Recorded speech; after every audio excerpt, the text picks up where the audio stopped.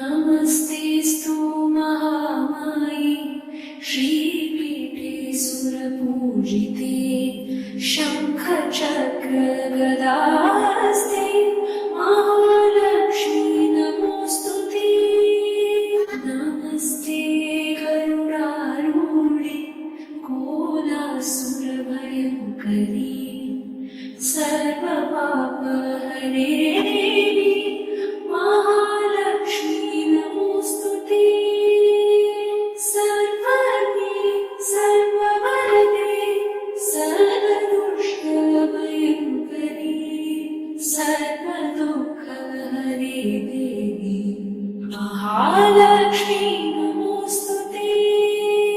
सिद्धिबुद्धिप्रदे देवी मुक्तिप्रदायिनी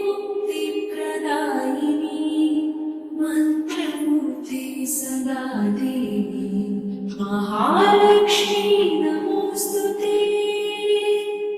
आद्यन्तरहिते देवी आदिशक्ति महेश्वरी योगज्ञे योगसम्भूते महालक्ष्मी नमोऽस्तुते।